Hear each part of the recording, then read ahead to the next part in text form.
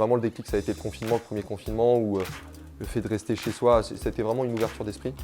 Et du coup, maintenant, aujourd'hui, j'ai vraiment soif d'aventure. Je me suis dit, pourquoi pas faire un grand voyage en partant de Bretagne jusqu'au Japon.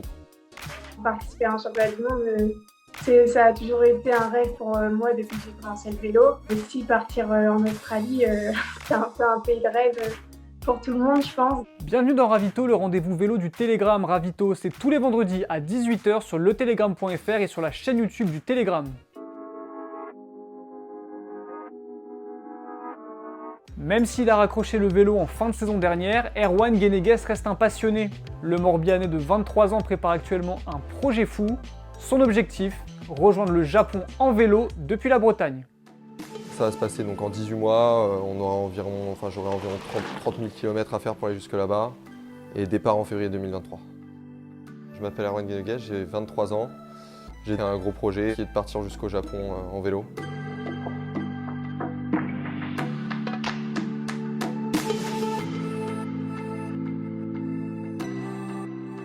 Vraiment le déclic, ça a été le confinement, le premier confinement, où le fait de rester chez soi, c'était vraiment une ouverture d'esprit.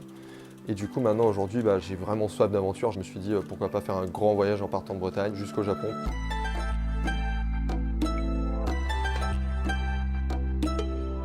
Je suis ancien cycliste dans toutes les équipes bretonnes, Team La Crêpe, VCP Loudéac, puis Côte d'Armor. Je suis un petit peu arrivé au bout de ce que je savais faire dans le vélo en compétition à haut niveau.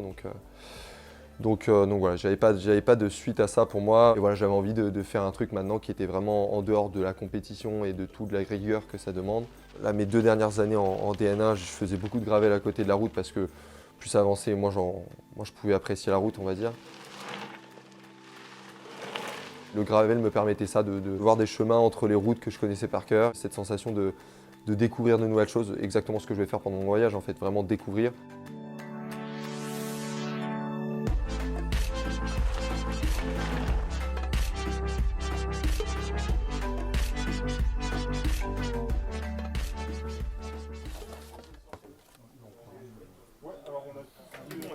C'était juste la direction ? Juste la direction. Ok. Ça fait 9 mois, même un peu plus, 10 mois que je travaille chez Bicyclette à Pluneret, un magasin de vélo. Je fais ça principalement pour trouver de l'argent, pour avoir de l'argent, me faire mon budget pour partir au Japon en février. Donc ça me fera travailler grosso modo 15 mois. C'est exactement maintenant que je le finance. Je compte sur l'argent de personne d'autre. Il y aura avec Enzo, avec mon collègue Enzo avec qui je pars, on lancera peut-être certainement à un moment une cagnotte, mais ce sera plus une notion de coussin de sécurité plus que faire le budget en fin de compte de notre voyage. Il y avait assez peu de choses à faire dessus. Et il n'y avait pas le plateau, non, ça allait? Non, les plateaux passaient bien. Ouais, ça allait, ok. Tac. Enfin, du moins, ça a été réglé de la façon. Bonne journée à vous. Au revoir. Ça demande du temps, ça demande de l'argent. Et là, j'ai pas encore fait la partie la plus dure, c'est-à-dire le côté administratif. J'attendais vraiment le dernier moment pour faire l'administratif, histoire que tout ce qui est géopolitique soit le plus à jour possible. Donc je vais contacter tous les ambassades en septembre là. Jusqu'en Turquie, on va dire que c'est assez simple le voyage, mais c'est plus voilà, arriver en Asie centrale que ça va commencer à se compliquer à partir de l'Iran. Le service de carte bleue ne passe pas là-bas. On ne peut pas utiliser Google, on ne peut pas utiliser tout ce qui est Facebook, tout ça. Donc voilà, c'est à partir de ce moment-là que ça va commencer à être très compliqué et qu'on va vraiment être dépaysé quoi, finalement.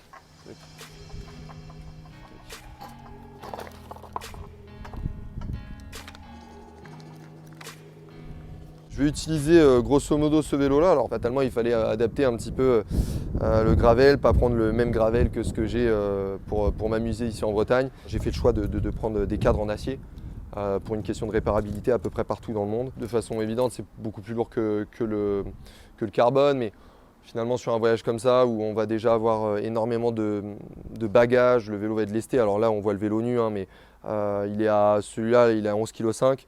L'objectif à la fin, avec tous les bagages, tous nos sacoches, c'est que le vélo fasse un peu moins de 30 kg. Donc là, on est encore bien loin de ce qu'est le rendu final du vélo.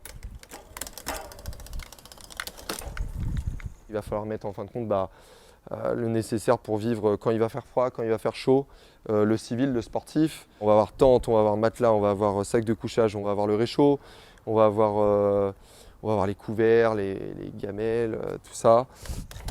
Avec mes grosses jambes poilues. Ils m'ont mis un cyclo maintenant. Ouais. C'est le style du gravel peut-être. Mais oui, je suis un graveleux, man. Mais oui.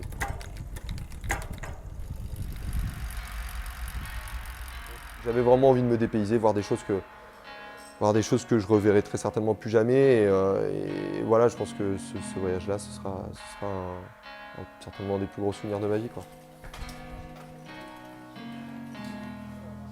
Allez, salut Ravito, je vous envoie une carte postale du Japon.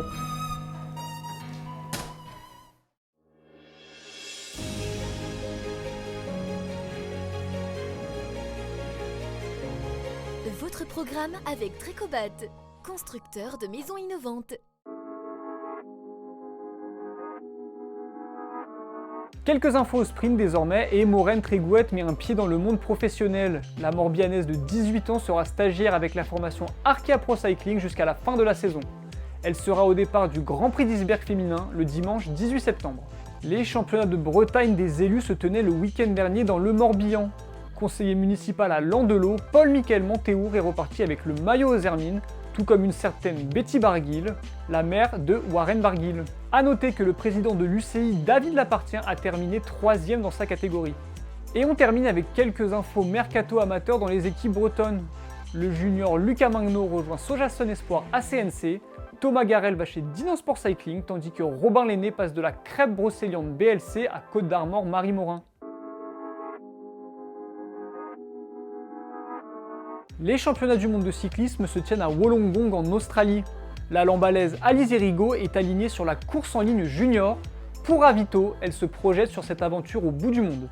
J'ai appris ma sélection après le championnat de France, donc le soir. J'étais vraiment surprise parce que ma première partie de la saison n'a pas été non plus exceptionnelle. Du coup, je ne pensais pas du tout partir au championnat du monde. Déjà, je n'ai pas fait les championnats d'Europe au mois de juillet. Donc, j'étais vraiment super heureuse d'apprendre ma sélection. La voici, Alizé Rigaud. Participer à un championnat du monde, ça a toujours été un rêve pour moi depuis que j'ai commencé le vélo. Aussi, partir en Australie, c'est un peu un pays de rêve pour tout le monde, je pense. Donc, le voyage et puis l'expérience aussi qu'on va prendre pendant tout le voyage avec toute l'équipe de France. Elles sont 3 Elle bretonnes. devrait contrer tout de suite, Eline. Ouais, et attention à voilà. l'accélération de Églantine Raillet. Ça y est, c'est parti. Avec les bretonnes qui tentent de rester dans la roue. Ah, est-ce que ça va le faire pour aller chercher la médaille d'argent pour la Normande? Quel sprint auquel on assiste avec donc Lise Ménager, Alizé Rigaud en 2e et 3e position. Actuellement derrière Églantine Raillet. On arrive à quelques centaines de mètres maintenant de cette ligne d'arrivée. Églantine Raillet toujours en tête. On accélère à nouveau entre Alizé Rigaud et Lise Ménager. Églantine Raillet, non, elle sera battue. Elle sera battue. Le triplé du comité de Bretagne.